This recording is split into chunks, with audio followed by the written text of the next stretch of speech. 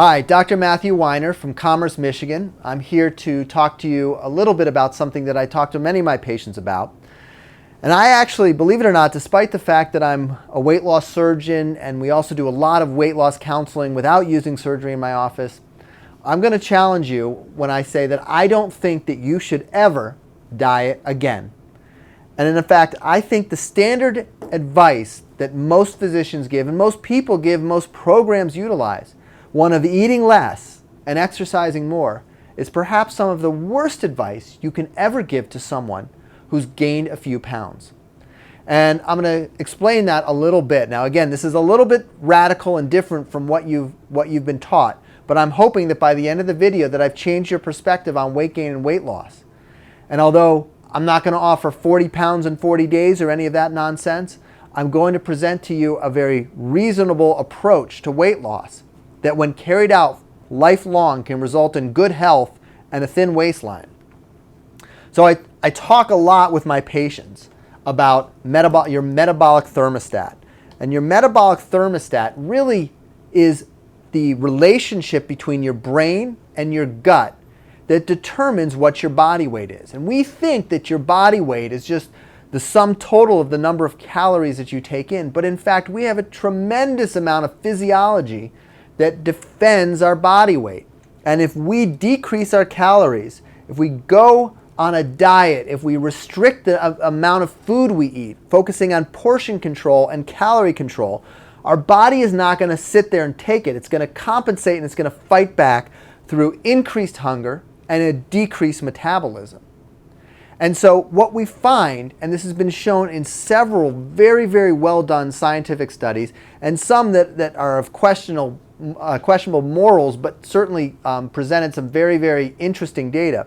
What we find is that process of starvation, which is a self-imposed diet, whether it's a strict protein shake diet or a 600 or 800 calorie a day diet, that process of starvation followed by the ultimate, what ultimately happens almost every time is refeeding and binging, that will typically result in around 5 to 10% net weight gain for an individual.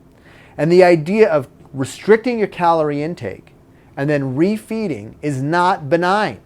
It doesn't just take you back to where you were and, oh, well, what was lost? It actually results in net weight gain. And it's because this is not just a vessel where the calories are totaled and accumulated and burned. This is a physiology that controls it. And every time you go through a period of starvation, you're sending your brain and your gut a signal that food is insecure. And as a result, it will tend to shift toward one of fat storage and extra weight storage rather than maintaining a lean body mass. So what we find when we put patients through a period of starvation is that there is a variable amount of weight that will be lost until your body starts to fight back. For the vast majority of patients, it's 10%. There are some patients who can lose a lot of weight. And these are actually patients who, through moderate calorie restriction, around 1,200 calories a day, which is sustainable, that their weight won't plateau. Their metabolism isn't going to slow down dramatically. Their appetite isn't going to increase dramatically, and it'll stretch out and allow them to lose a significant amount of weight. And those patients can actually maintain their weight through 1,200 calories a day. Typically, these people are young, more likely to be male, and they are rare. This probably accounts for around 5 to 10% of all overweight individuals trying to lose weight. The vast majority of us are in this 10% range, and there's a smaller group, typically older people in their 50s and 60s, who it's about 5% of their total body weight. And I see this time and time again when I'm talking to patients who say, Dr. Weiner, I can lose 25 pounds, but it just stops. I can't do any more. And I look at the scale and they weigh 250 pounds, and that 25 pounds represents 10% of their total body weight. It's uncanny how often it happens at 10% of your total body weight. But that's when you plateau. That's when the appetite increases and the metabolism decreases, and you're going to go flying right back toward the middle, typically with a net gain of between 5 and 10% of your body weight. And this is what we see with yo-yo dieting. What happens with yo-yo dieting is that this constant back and forth, this starve and binge that really constitutes the yearly diet of most people who are overweight, that it results in net weight gain over time. And it's variable how much it is, but we often see 5 pounds or 7 pounds of weight gain per year if that year includes a significant period of starvation and then refeeding back to the normal weight. It's never just paid back, it's paid back with interest. Yo-yo dieting, again, results in a net weight gain when it's stretched out to the proper time period that we have to look at weight loss, which is years or even decades. It results in net weight gain in 95% of all people.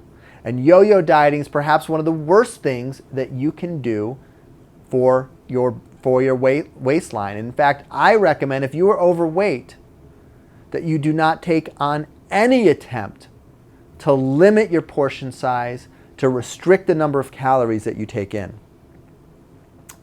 When we look at what causes weight gain, it's not just overindulgence in food. That is certainly an issue, and it's a major one.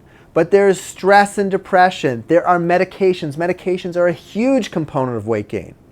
And so if you want to start with a serious attempt at weight gain, look very closely at the medications that you have. Make sure none of them cause weight gain. We see injectable birth control like Depo-Provera can cause significant weight gain.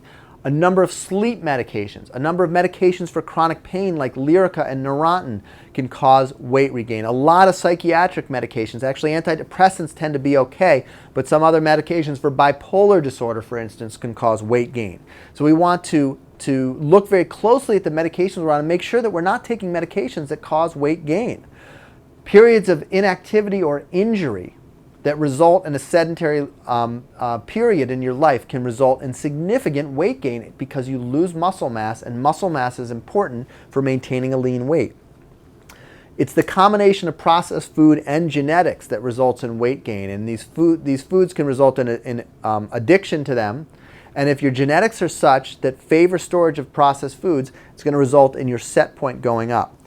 Some of the hormones that we see in beef and fish, disease, yo-yo dieting, of course, and lack of sleep can raise your weight. And we want to look at those first before we start to look at periods of starvation or other things.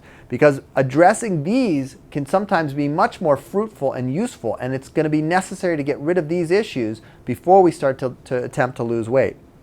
So weight loss depends on changing your set point. We have to tell your body that 250 pounds is not the right amount of weight for you, that you should be 230 pounds or 220 pounds, so that as you shift that set point down, you don't have the compensation of an increased appetite and a decreased metabolism. So when I make recommendations to patients about losing weight, we first, again, address all of those principles that can cause weight gain that are outside of the foods you eat: the stress, the depression, the inactivity, the injury, the medications, the other things I talked about. And then when we get to nutrition, my rule is that if you're trying to lose weight, then you should not make any change in your diet that you don't think you can sustain for the rest of your life.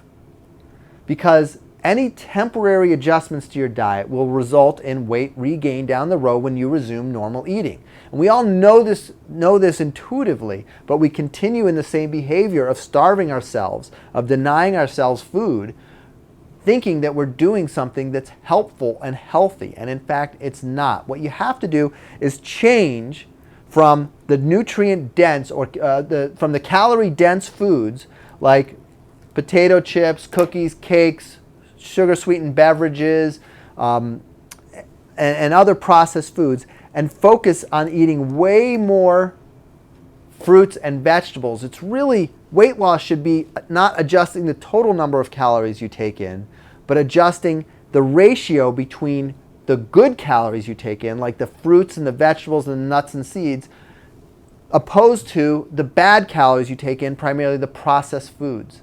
And it's this adjustment that will result in long-term weight loss.